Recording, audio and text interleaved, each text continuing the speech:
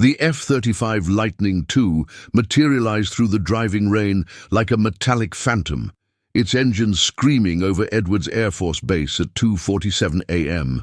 Air Traffic Controller Staff Sergeant Maria Santos watched her radar screen in disbelief as the aircraft executed a perfect emergency landing approach despite hurricane-force winds that had grounded all other flights for 12 hours.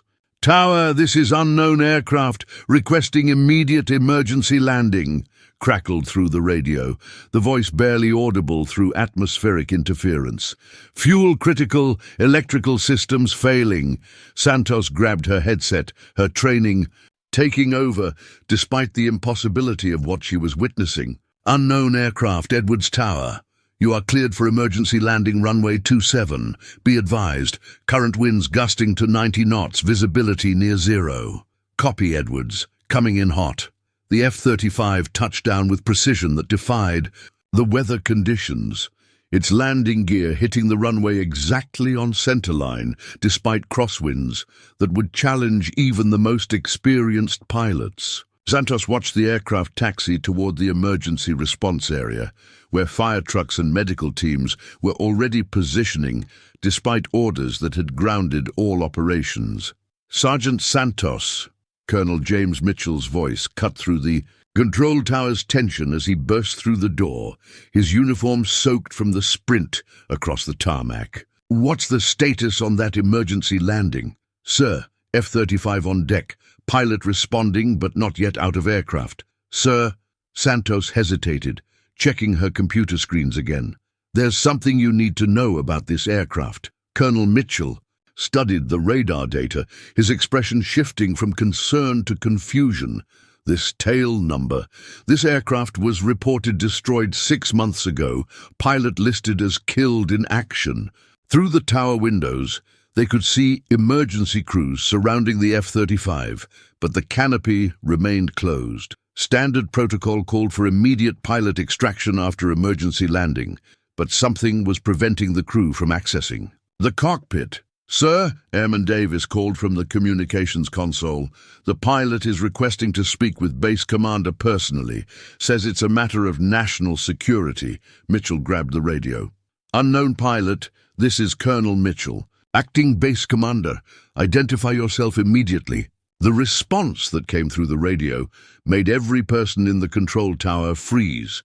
"Colonel Mitchell, this is Captain Sarah Blake, 5th Fighter Squadron, service number 227455592. I need to speak with you immediately about Operation Dark Sky." The silence in the tower was deafening. Colonel Mitchell's face had gone pale, his hand trembling slightly as he held the radio. "Sergeant Santos, clear this channel and put us on secure frequency immediately." "Sir," Santos said quietly, "Captain Blake's file shows she was killed in action 6 months ago. F-35 crash over the Pacific, no survivors recovered." Mitchell was already moving toward the door. "Santos, I want this entire incident classified at the highest levels. No one speaks about this landing without my direct authorization." He paused at the threshold.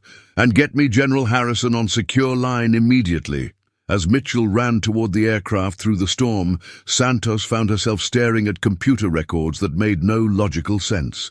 According to official files, Captain Sarah Blake had died when her F-35 crashed during a classified mission over international waters. The aircraft, now sitting on their runway, supposedly rested on the ocean floor, and its pilot was supposed to be buried in Arlington National Cemetery.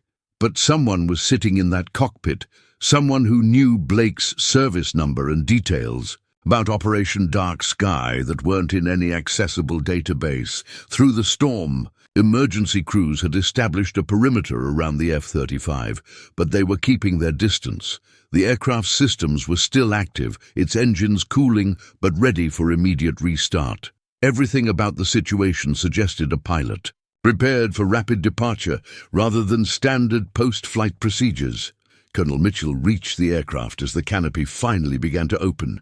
Through the rain and darkness, a figure in full flight gear emerged from the cockpit with the fluid movements of someone completely comfortable with the aircraft's systems. The pilot's helmet remained on, face shield down, identity concealed behind standard military flight equipment. "Captain Blake?" Mitchell called out over the storm. The pilot turned toward him, and even through the driving rain, Mitchell could see something in the figure's posture that suggested exhaustion beyond physical fatigue. This was someone who had been flying for hours, possibly days, under conditions that would challenge any pilot's endurance. "Colonel Mitchell," the pilot's voice carried clearly despite the weather, "I need immediate secure debriefing and contact with General Harrison. What I have to report changes everything about Operation Dark Sky." Mitchell gestured toward the base vehicles waiting nearby. "Captain, we need to get you to medical first, then debriefing. You've been listed as killed in action for 6 months. There are procedures." "There's no time for procedures," the pilot interrupted, finally removing the helmet to reveal the face of Captain Sarah Blake, older, harder, but unmistakably the woman whose memorial service had been attended by half the Air Force.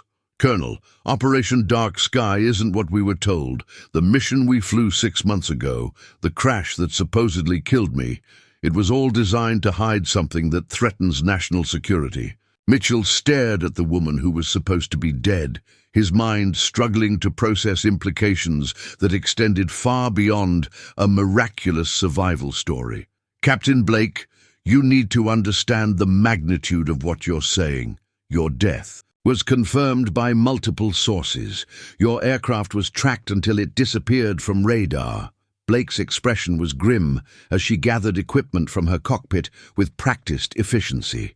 "Colonel, my aircraft didn't crash. It was shot down by American forces to prevent me from reporting what I discovered during the mission. What you think you know about Operation Dark Sky is a cover story designed to hide treason at the highest levels." The words hung in the storm-charged air like an accusation that could topple governments. Mitchell found himself facing a situation that challenged everything he understood about military chain of command, operational security, and the loyalty of the officers he served with. "Captain," he said carefully, "those are serious allegations that require serious evidence." Blake shouldered her flight bag and looked directly at Mitchell with eyes that carried the weight of 6 months spent hiding from her own military. "Colonel, I have evidence that will prove Operation Dark Sky was used to facilitate the transfer of classified aircraft technology to foreign powers, and the people responsible for that treason tried to kill me to keep it secret." As they moved toward the vehicles through the driving rain, Mitchell realized that the storm outside was nothing compared to the one that Captain Blake's return would unleash within the military command structure. If her allegations were true, Operation Dark Sky represented the largest security breach in Air Force history. If they were false, he was dealing with a pilot whose supposed death had driven her to elaborate delusions. But as they reached the secure vehicle, Blake turned to him with an expression that carried absolute certainty. "Colonel Mitchell, in 6 hours, I'm going to provide you with evidence that will force you to choose between following orders from your superiors and protecting national security. I hope you're prepared for that choice." The vehicle doors closed against the storm, but Mitchell understood that the real tempest was just beginning. The secure debriefing room in the basement of Edwards Air Force Base felt like a pressure chamber, as Colonel Mitchell faced the woman whose death certificate he had personally signed 6 months earlier. Captain Sarah Blake sat across from him, no longer the fresh-faced pilot he remembered, but someone who carried the weight of survival through circumstances that defied official records.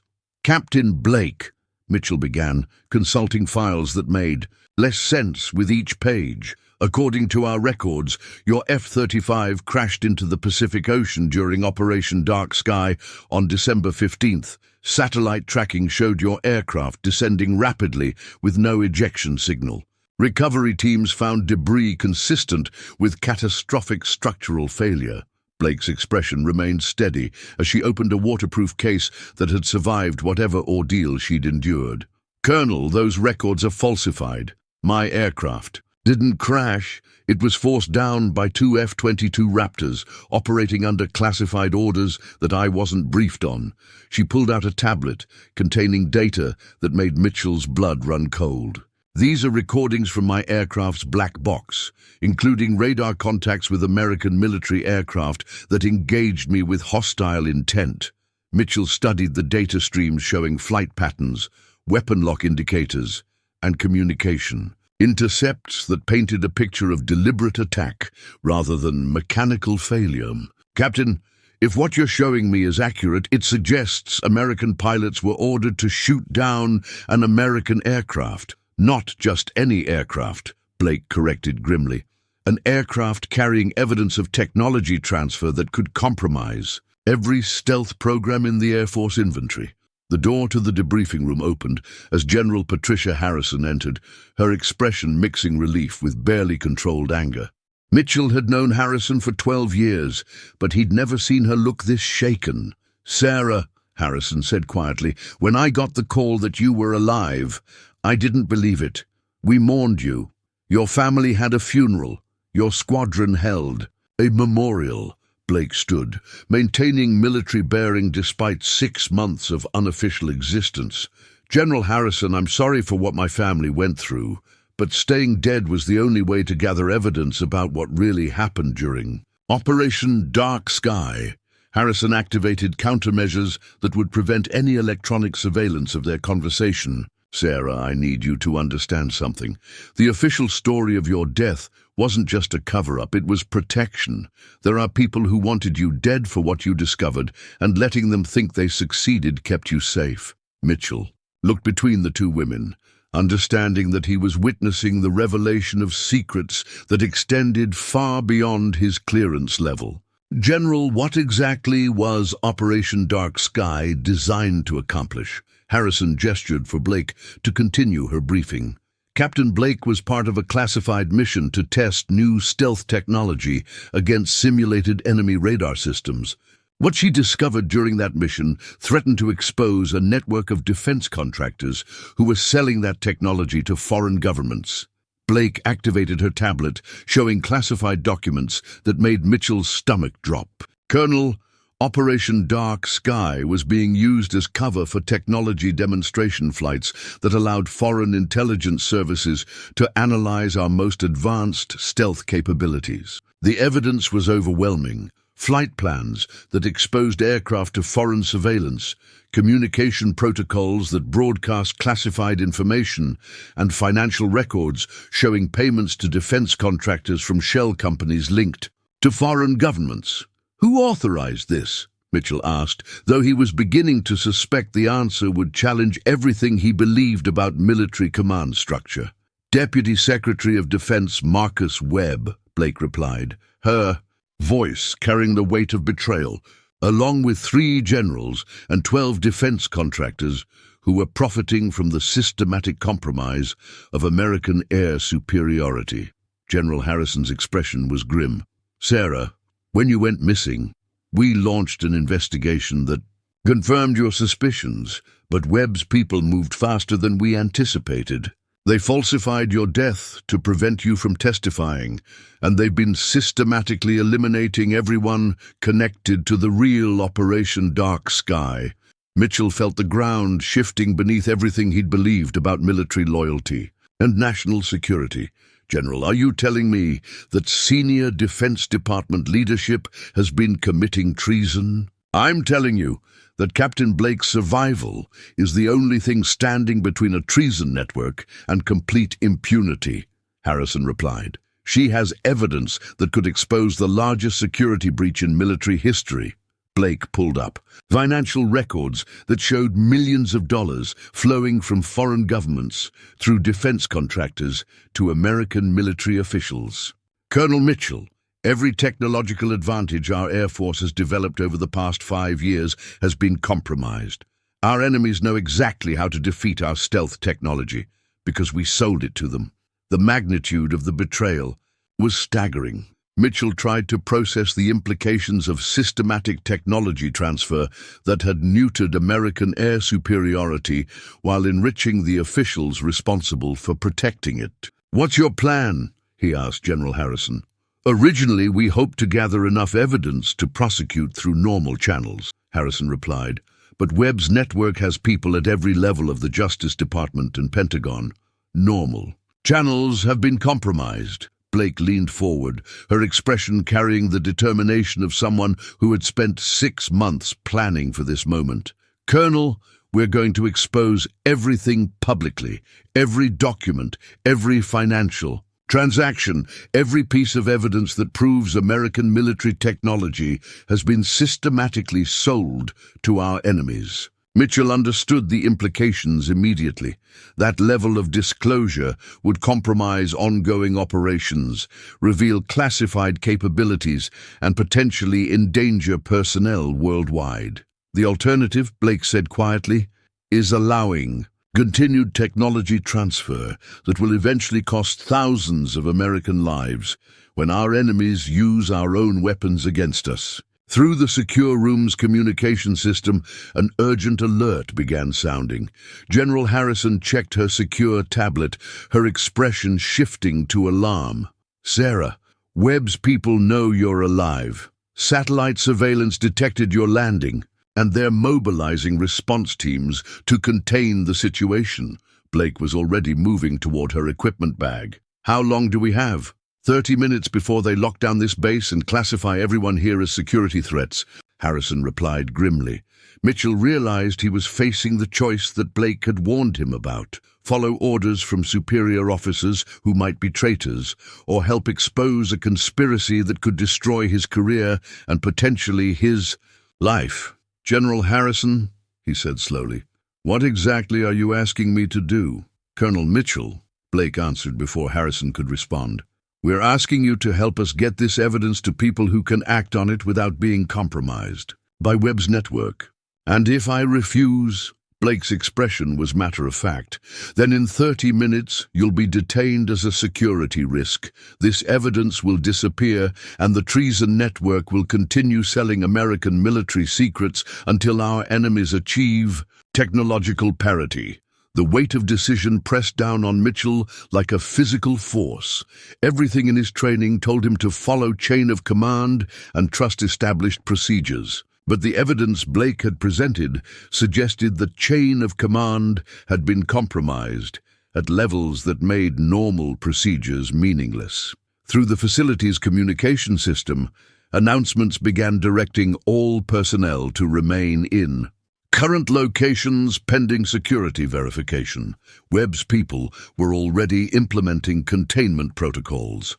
"Colonel," General Harrison said urgently, "we need your decision now." The secure debriefing room felt like a trap as containment announcements echoed through Edwards Air Force Base. Colonel Mitchell stared at the evidence Captain Blake had presented: financial records, communication intercepts, and flight data that proved systematic betrayal at the highest levels of military command. "Colonel," Blake said urgently, gathering her equipment as security protocols locked down the facility, "in 20 minutes, Deputy Secretary Webb's people will take control of this base. Once that happens, this evidence disappears, and everyone who's seen it becomes a security liability." Through the room's secure communication system, Mitchell could hear coordinated movements throughout the facility, personnel being directed to designated areas, access points being secured, and communication channels being restricted. Webb's network was implementing complete information control. "General Harrison," Mitchell said carefully, "what you're asking me to do constitutes mutiny against lawful authority." Harrison's expression was grim as she monitored incoming security alerts. "Colonel, lawful authority doesn't include selling military secrets to foreign governments. What Webb has done transcends any oath of obedience to superiors." Blake activated her tablet one final time, showing Mitchell classified documents that made his decision unavoidable. Colonel, these are communication intercepts from Chinese and Russian intelligence services discussing American stealth technology they purchased through Webb's network. They know every weakness, every countermeasure, every tactical limitation of our most advanced aircraft. The evidence was undeniable, detailed technical specifications that could only have come from the highest levels of American defense establishment, sold to enemies who were using that knowledge to develop weapons specifically designed to defeat American air power. How many people have died because of this technology transfer?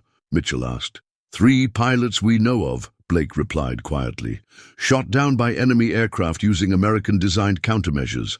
But if this continues, it could be hundreds of pilots flying aircraft that our enemies know how to defeat. The facility's communication system announced that all personnel were to remain in current positions pending arrival of special security teams. Through the secure room's reinforced windows, Mitchell could see military vehicles surrounding the building. "Time's up," Harrison said grimly. "Webb's people are here." Blake shouldered her equipment bag and moved toward a service entrance that Mitchell hadn't noticed. "Colonel, there's an emergency exit that leads to the aircraft maintenance tunnels. If you're coming with us, it has to be now." Mitchell faced the defining choice of his military career: follow established protocol and surrender the evidence to authorities who might be compromised, or join what amounted to a mutiny based on allegations that could reshape American national security. "What's the end game?" he asked. "Even if we escape with this evidence, where do we take it?" Harrison was already moving toward the service exit. "Senator Patricia Walsh, chairman of the Senate Intelligence Committee. She's been investigating defense contractor irregularities and has security clearance to evaluate this evidence. And if we're wrong," Mitchell pressed, "if there's a legitimate explanation for what appears to be treason." Blake paused at the exit, her expression carrying the weight of 6 months spent hiding from her own military. "Colonel, I've been dead for 6 months because I discovered this conspiracy.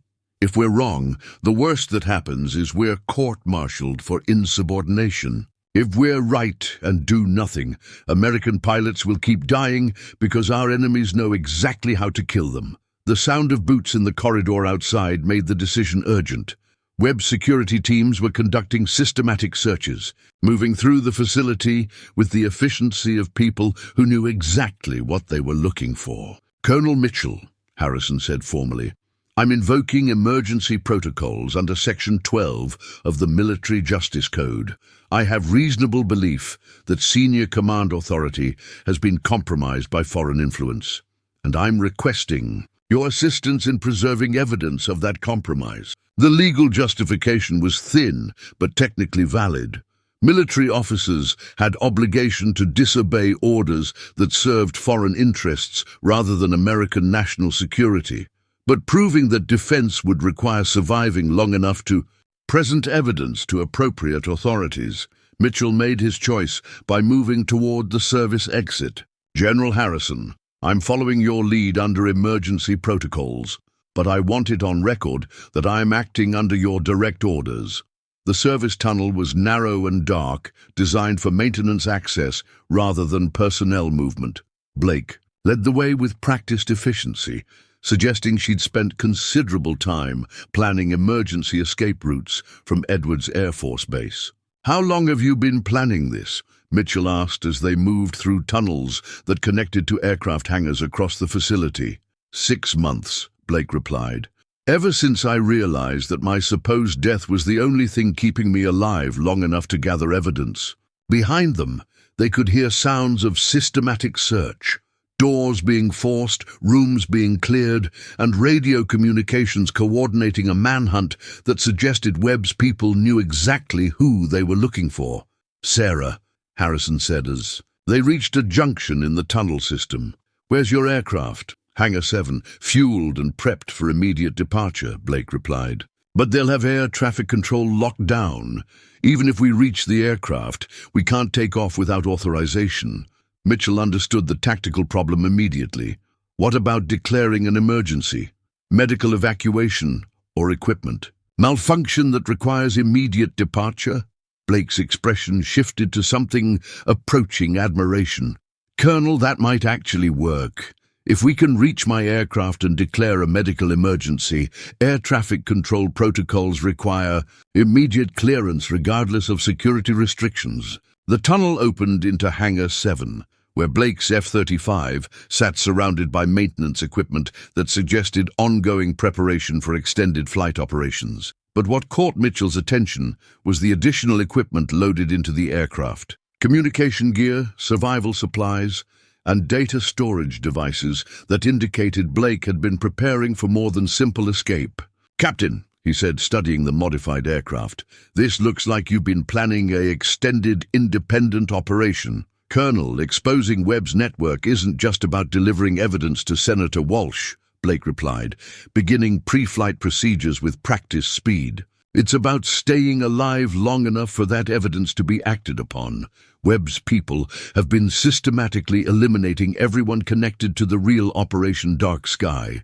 Harrison was monitoring security communications on a handheld radio. "Sarah, they've discovered we're missing. Security teams are moving toward the hangar areas." Through the hangar's open doors, they could see military vehicles approaching with searchlights sweeping the facility.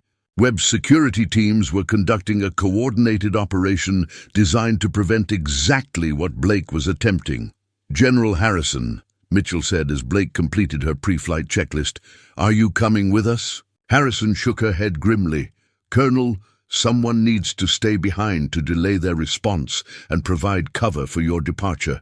I'll buy you as much time as possible." Blake was already in the cockpit, but she called down to Harrison with obvious reluctance, "General, they'll arrest you the moment we're gone. Sarah, I've been fighting this network for 6 months. Getting you and that evidence to Senator Walsh is worth any personal cost." The hangar doors began opening as Blake started the F-35's engines, but security vehicles were less than 2 minutes away. Mitchell realized they faced a choice between immediate departure that might not allow sufficient time for proper takeoff, or delayed departure that might not be allowed at all. "Colonel Mitchell," Blake called from the cockpit, "if you're coming, get in now. We're leaving in 60 seconds whether we have clearance or not." As Mitchell climbed into the aircraft's rear seat, he understood that he was crossing a line that would define the rest of his military career. Everything that happened from this moment forward would either vindicate their actions as necessary to protect national security or condemn them as traitors who had chosen personal judgment over military discipline.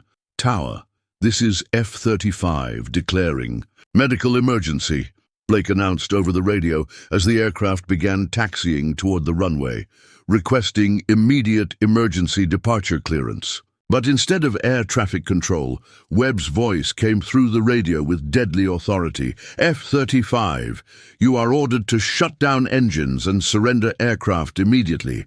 Any attempt to depart will be considered an act of treason." Blake's response was to advance the throttles toward takeoff power. "Colonel Mitchell, hold on. This is going to be the most unofficial departure in Air Force history."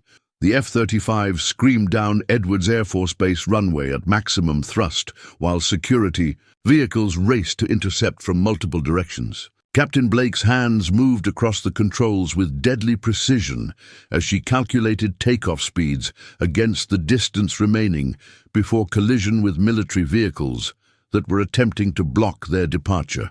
"Tower, F-35 departing. Under emergency authority," Blake announced over the radio, her voice steady despite the chaos erupting around them. "Medical emergency requires immediate evacuation to secure medical facility." Deputy Secretary Webb's voice cut through radio traffic with barely controlled fury. "F-35, you are ordered to abort takeoff immediately. You are in violation of direct orders from Defense Department authority." Colonel Mitchell, strapped into the rear seat of an aircraft piloted by a woman who was officially dead, watched security vehicles converging on their position. "Captain Blake, they're going to ram us if we don't achieve rotation speed in the next 10 seconds. Blake's response was to pull back on the controls, lifting the F-35 into the night sky with barely 50 feet of runway remaining.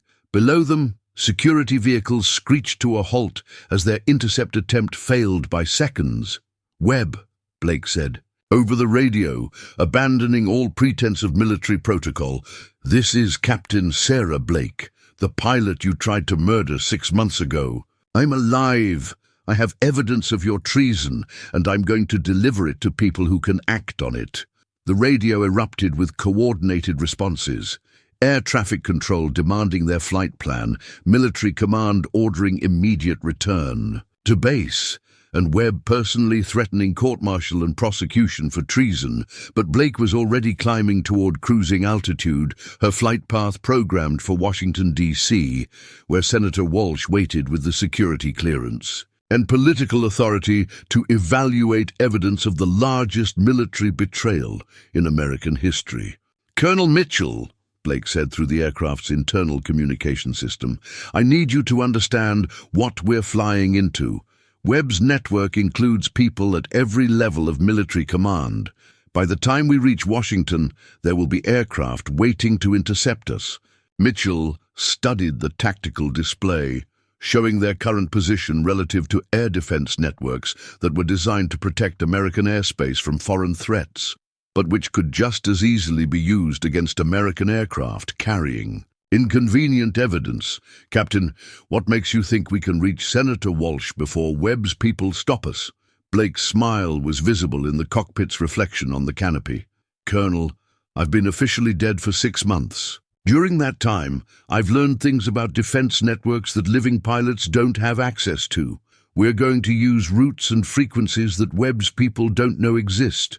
The F-35's stealth capabilities made them invisible to most radar systems, but Blake was flying with additional electronic countermeasures that suggested months of preparation for this exact scenario. Her aircraft had been modified with communication equipment that could intercept and analyze military frequencies, giving them real-time intelligence about pursuit efforts. "Sarah," General Harrison's voice crackled through their encrypted communication channel, "I'm monitoring Webb's response from Edwards. He's authorized armed interception under national security protocols." Mitchell felt his blood run cold. "Armed interception? Webb is claiming that our aircraft has been commandeered by foreign agents, impersonating American military personnel," Blake explained grimly. "He's authorized shoot-down if we don't return to Edwards immediately." Through their electronic surveillance equipment, they could monitor air traffic control communications as F-22 Raptors were scrambled from multiple bases with orders to intercept and escort their aircraft back to Edwards Air Force Base, or, if necessary, prevent it from reaching Washington, D.C. by any means necessary. "Colonel Mitchell," Blake said as she adjusted their flight path to avoid predictable intercept routes, "I need you to make contact with Senator Walsh's office. Tell them we're en route with evidence of Defense Department treason and that we're being pursued by aircraft acting under compromised authority." Mitchell activated the aircraft's secure communication system, but instead of Senator Walsh's office, Webb's voice filled their headsets with official authority that made their situation even more desperate. "Colonel Mitchell, this is Deputy Secretary Webb speaking under full Defense Department authority. You are flying with a mentally unstable pilot who has been absent without leave for 6 months. Return to Edwards immediately, and you'll be treated as a victim of kidnapping rather than an accomplice to treason." The offer was carefully calculated, a chance for Mitchell to claim he'd been coerced into participating in what Webb was characterizing as the delusional mission of a pilot whose supposed death had driven her to elaborate fantasies of conspiracy and betrayal. "Colonel," Blake said quietly, "Webb is giving you a way out. If you believe I'm delusional, if you think this evidence is fabricated, you can request that I return to Edwards and you'll face minimal consequences." Mitchell studied the classified documents on Blake's tablet, financial records, communication intercepts, and technical specifications that painted an undeniable picture of systematic technology transfer to foreign governments. The evidence was either genuine proof of the largest military betrayal in American history or an elaborate fabrication created by someone whose trauma had driven her to incredible delusion. "Captain Blake," he said finally, "if you're wrong about this conspiracy, we're committing career suicide based on paranoid fantasies. If you're right, we're the only thing standing between a treason network and complete impunity." "That's correct, Colonel. And if Webb's people shoot us down," Blake's expression was matter-of-fact, "then Webb's network continues selling American military secrets until our enemies achieve technological superiority, and hundreds of American pilots die because our aircraft are no longer survivable against weapon systems designed specifically to defeat them." On their tactical display, 2 F-22 Raptors appeared at the edge of detection range, approaching from the southwest with intercept vectors that would bring them into weapons range within 10 minutes. "Sarah," General Harrison's voice carried urgent warning, "I'm monitoring pursuit communications. The Raptors have been told you're foreign agents in a stolen aircraft. They're authorized to use lethal force if you don't respond to escort demands." Mitchell understood that they had moved beyond questions of military discipline or career consequences. They were now flying an aircraft that had been declared stolen by people with authority to order its destruction, carrying evidence that could either vindicate their actions or be dismissed as elaborate delusion. "Colonel Mitchell," Blake said as she began evasive maneuvers designed to delay intercept by pursuing aircraft, "in 5 minutes, you're going to see whether American pilots will fire on American aircraft based on orders from officials who might be traitors." The F-22 Raptors were closing distance rapidly, their superior speed making evasion impossible despite Blake's skilled piloting. Within minutes, they would be within visual range and weapon engagement parameters. "F-35, this is Raptor. Leader," came the voice of the intercepting pilot, "you are ordered to turn to heading 270 and return to Edwards Air Force Base immediately. Failure to comply will result in use of force." Blake's response was to continue toward Washington, D.C., while broadcasting on emergency frequencies. Any station, this is Captain Sarah Blake, United States Air Force, carrying evidence of Defense Department treason. We are being pursued by aircraft acting under compromised authority." The radio erupted with confused responses from air traffic controllers, military commands, and civilian authorities trying to understand an unprecedented situation. An American military aircraft claiming to flee from other American military aircraft while carrying evidence of treason at the highest levels of government. "F-35, this is your final warning," Raptor leader announced. "Turn to heading 270 immediately or we will engage." Mitchell realized they had seconds to make a choice that would determine whether their evidence ever reached people capable of acting on it. The F-22 Raptors closed to within visual range as Captain Blake pushed the F-35 to maximum speed, racing toward Washington, D.C., while American fighters prepared to engage an American aircraft under orders that would either prevent the exposure of treason or stop the delusional mission of a traumatized pilot. "Raptor leader, this is Colonel James Mitchell, United States Air Force," Mitchell transmitted on emergency frequency. "I'm flying as witness to evidence of Defense Department conspiracy. Do not engage this aircraft." The response came quickly. "Colonel Mitchell, this is Major Susan Davis, Raptor leader. Our orders indicate you are being held against your will by a pilot who has been absent without leave for 6 months. Signal if you need immediate assistance." Blake's voice was steady despite the impossible situation. "Colonel Mitchell, Major, Davis is a good pilot following orders from people she trusts. She doesn't know that those orders serve foreign interests rather than American national security." On their tactical display, the pursuing F-22s had moved into attack position, but they hadn't yet locked weapons. Mitchell realized they were dealing with pilots who were genuinely uncertain about the situation they'd been ordered to resolve. "Major Davis," Mitchell transmitted, I am flying voluntarily with Captain Blake to deliver evidence of systematic technology transfer to foreign governments. The orders you're following come from officials who are compromised by foreign influence." The radio went silent for several long seconds before Davis responded. "Colonel Mitchell, those are serious allegations that require serious evidence." Blake activated the aircraft's communication system to broadcast on frequencies that would reach multiple air traffic control centers simultaneously. "Any station monitoring this frequency, this is Captain Sarah Blake transmitting classified evidence of Defense Department treason." What happened next transformed the pursuit from military operation into public exposure that Webb's network couldn't contain. Blake began broadcasting financial records, communication intercepts, and technical specifications that proved systematic sale of American military technology to foreign governments. "Jesus Christ," came Major Davis's voice over the radio as she monitored the broadcast. "Raptor 2, are you seeing this data?" "Raptor leader, this intelligence indicates massive security breach at the highest levels," responded her wingman. "I'm not comfortable engaging an aircraft that's exposing this." But Webb's voice cut through their communications with command authority that brooked no discussion. "Raptor leader, you are ordered to disable that aircraft immediately. The information being broadcast is fabricated disinformation designed to undermine American national security." Blake continued transmitting evidence while maneuvering to avoid weapon engagement by pilots who were clearly struggling with conflicting orders and undeniable evidence of massive military betrayal.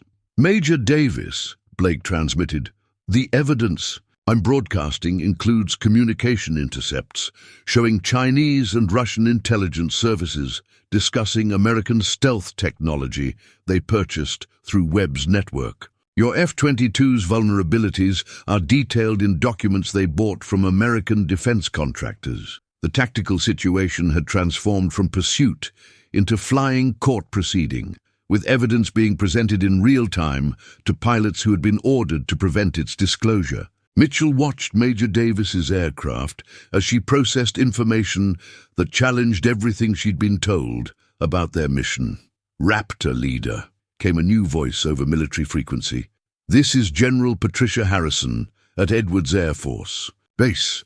I can confirm the authenticity of evidence being transmitted by Captain Blake. Deputy Secretary Webb is acting under foreign influence." Webb's response was immediate and desperate. "All stations, General Harrison is compromised and acting under duress. Ignore all communications from Edwards Air Force Base and engage the stolen aircraft immediately." But the evidence Blake was broadcasting had reached too many receivers to be contained. Air traffic controllers were recording financial transactions that proved technology sales. Military communication centers were analyzing intercepts that showed foreign governments discussing purchased American secrets. And pilots throughout the region were listening to proof that their technological advantages had been systematically sold to their enemies. "Raptor leader," Mitchell transmitted, "you have enough evidence now to verify what Captain Blake discovered. Are you prepared to fire on American personnel who are exposing treason?" Major Davis's aircraft maintained attack position, but her voice carried uncertainty that suggested the moral clarity of her mission had been destroyed by undeniable evidence. "Colonel Mitchell, if this evidence is genuine, then engaging your aircraft would serve foreign interests." "That's correct, Major." Blake was approaching Washington, D.C. airspace, where civilian air traffic control would provide additional witnesses to evidence that Webb's network could no longer suppress. But the F-22s were still in attack position, their pilots facing the same impossible choice that Mitchell had confronted at Edwards Air Force Base. "Raptor leader," Webb's voice carried desperate authority, "you are ordered to engage immediately. Under direct Defense Department command, failure to comply constitutes treason." The radio fell silent as Major Davis processed an order that defined treason as refusing to fire on American personnel who were exposing actual treason. Mitchell realized they were witnessing the moment when military discipline confronted moral reality in ways that no training could prepare officers to handle. "Webb," Blake transmitted on open frequency. "This is Captain Sarah Blake. 6 months ago, you ordered my aircraft shot down to prevent exposure of your technology sales. Today, you're ordering American pilots to commit the same murder to protect the same treason." The response that came over the radio wasn't from Webb, but from Senator Patricia Walsh. "Captain Blake, this is Senator Walsh. I've been monitoring your transmissions and have received your evidence. You are authorized to land at Andrews Air Force Base under congressional protection." "Raptor Leader," came another voice. "This is General Michael Harrison, Joint Chiefs of Staff. You are ordered to escort Captain Blake's aircraft to Andrews Air Force Base. Deputy Secretary Webb is relieved of command pending investigation."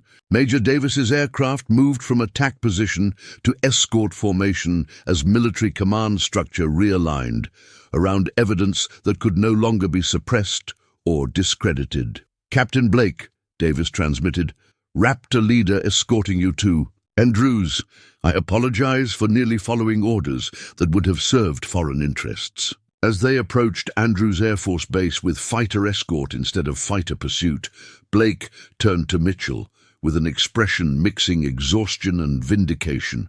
"Colonel, the hardest part isn't over yet. Landing safely just means we get to testify about everything we've uncovered." Andrews Air Force Base had been transformed into a secure facility with congressional representatives, military investigators, and Justice Department officials waiting for the most significant military debriefing in decades.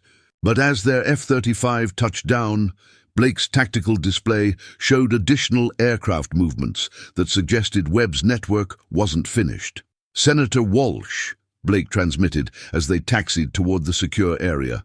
"I'm reading multiple aircraft approaching Andrews from different vectors. Webb's people may be attempting final containment."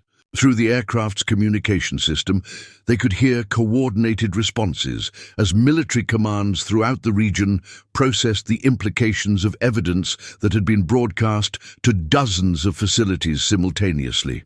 Webb's network had lost the ability to control information, but they retained enough authority to make Blake's survival far from certain.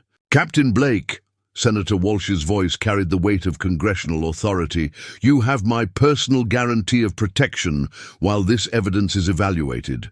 But I need you to understand that what you've exposed will require months of investigation to fully prosecute." As Blake shut down the F-35's engines, Mitchell realized that their flight had accomplished something unprecedented, forcing American military pilots to choose between following orders and protecting national security, with the evidence making that choice obvious, even to people who had been prepared to use lethal force. "Colonel Mitchell," Blake said as the canopy opened to reveal dozens of security personnel surrounding their aircraft, "whatever happens from here, we've proven that some truths are worth any risk to expose." Emergency vehicles and security teams moved with practiced efficiency, but Mitchell could see Senator Walsh approaching with the kind of determined expression that suggested she understood the magnitude of what Blake had risked everything to reveal. "Captain Blake," Walsh called out as Blake climbed from the cockpit, "the evidence you've provided indicates the largest security breach in military history. We have enough information to begin immediate prosecution of everyone involved in Webb's network." But as they moved toward the secure debriefing facility, Blake's expression remained cautious. "Senator, Webb's people have had 6 months to establish contingency plans. Exposing the network and dismantling it are two different challenges." The secure building they entered contained more high-ranking officials than Mitchell had ever seen in one location: senators, generals, Justice Department, prosecutors and intelligence analysts who would spend weeks processing evidence that Blake had spent 6 months gathering. "Captain Blake," said FBI Director Robert Chen, "preliminary analysis of your evidence indicates systematic technology transfer involving at least 40 defense contractors and 12 military officials. The scope of this conspiracy exceeds anything we've previously encountered. Blake nodded grimly. Director Chen, what I've provided is only the evidence I could gather while staying hidden. Webb's network is larger and more sophisticated than what I've been able to document. As the debriefing began, Mitchell understood that Blake's return from the dead had accomplished more than exposing treason.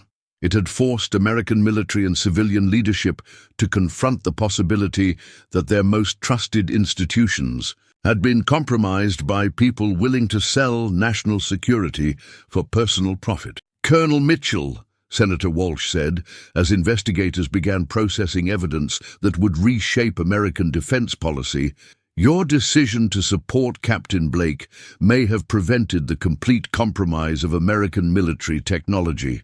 Through the secure facility's windows, Mitchell could see additional aircraft arriving with investigators, prosecutors, and security personnel who would spend months unraveling a conspiracy that had operated at the highest levels of military command. "Senator," Blake said as she prepared for what would be days of detailed testimony, "the most important thing to understand is that Webb's network succeeded because they convinced good people that following orders was more important than questioning. Those orders, that's a vulnerability that goes beyond any single conspiracy." As investigators began the complex process of dismantling a treason network that had operated for years, Mitchell realized that Blake's impossible survival and return had proven something crucial about American military values. When confronted with undeniable evidence of betrayal, American military personnel would choose national security over personal loyalty, even when that choice required extraordinary courage. The woman who had been dead for 6 months had returned not just with evidence of treason, but with proof that the principles she'd sworn to defend were stronger than the people who had tried to corrupt them.